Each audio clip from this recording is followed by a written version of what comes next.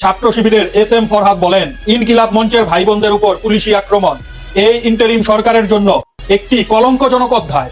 এই আচরণ মূলত আওয়ামী আচরণ, এর পরিণতি হবে খুবই ভয়াবহ। শিবিরের ফরহাদের বক্তব্যের সাথে কে কে একমত আছেন অবশ্যই গঠনমূলক কমেন্টসের মাধ্যমে আপনাদের মতামত জানিয়ে যাবেন। কোন মামু খালু দেখা হবে না, লাল নীল টেলিফোন বুঝি না, প্রেসিডেন্ট প্রধানমন্ত্রীও বুঝি না, যার যেটা পাওনা তাকে সেটা দিতে হবে। আমরা সমাজে এমন ন্যায় বিচার দেখার পক্ষে যে বিচার এক একজনের জন্য এক এক রকম হবে না।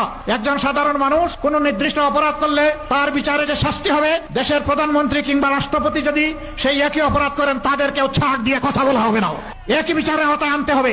এর নাম ন্যায় বিচার। জাতি মুক্তি আছে সেই বিচার দেখার জন্য। আসলে সত্য কথা কি জানেন, বিএনপির খালেদা জিয়া বলেন আর তারেক রহমান বলেন, কারো মুখ থেকে এরকম স্পষ্ট সতর্ক বার্তা কখনোই শুনিনি। ধন্যবাদ বাংলাদেশ জামাত ইসলামকে। আমরা তো এমনটাই চাই। ডক্টর শফিকুর রহমান স্যার, আপনাকে ধন্যবাদ জানাচ্ছি।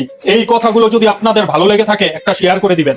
ইউনূস সরকার আসছেন ছাত্রদের মাইরের উপর দিয়ে, তেমনি তিনি যাওয়ার মুহূর্তটাও স্মরণীয় করতে চাচ্ছেন ছাত্রদের মাইরের উপরে। ছাত্ররা আপনার কথা স্মরণে রাখবে। সিনিয়র সাংবাদিক আবু হেনা রাজ্জাকির এই বক্তব্যের সাথে কে কে একমত আছেন গঠনমূলক কমেন্টসের মাধ্যমে আপনাদের মতামত জানিয়ে যাবেন।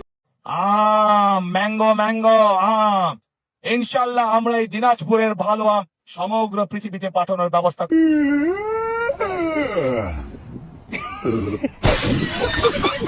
এতদিন জানতাম দিনাজপুরের লিচুর জন্য বিখ্যাত, অথচ ওখানকার আম পৃথিবীর মানুষের কাছে দিব। এইটা কোনো কথা? আমার মনে হয় লিচুকে লন্ডনে ম্যাঙ্গো বলে। কি বলেন আপনারা? কেউ কি আছেন লন্ডনবাসী? একটু কমেন্টস করে জানিয়ে যাবেন। তারেক লিটার সমালোচনা হবেই, তবে লিটার আপনাকে আমি বলতে চাই লিটার, তবে ভেঙে পড়লে চলবে না, আপনাকে সোজা পাবনার দিকে এগিয়ে যেতেই হবে।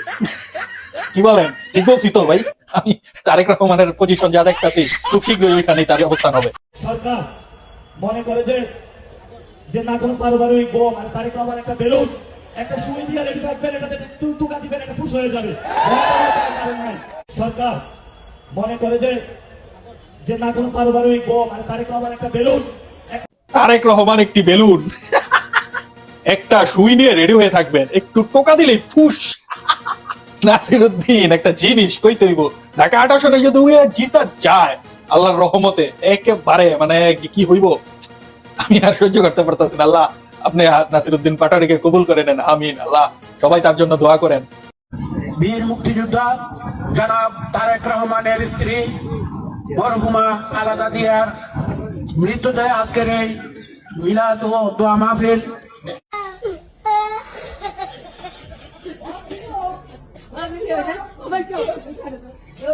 চলিতেছে সার্কাস, বিএনপি মানেই বিনোদন। হালারে গাজা খাওয়াই লোকে, এটা জাতির প্রশ্ন, কেউ জানলে জানিয়ে যাবেন। ধন্যবাদ। আসল গোমর ফাঁস আব্দুল্লাহ আল জাবের বলেন, আমাদের উপর হামলার সময় অধিকাংশ পুলিশ সদস্যের কোনো নেম প্লেট ছিল না, তারা নেম প্লেট খুলে এসেছে এবং প্রত্যেকে মাস্ক পরা ছিল।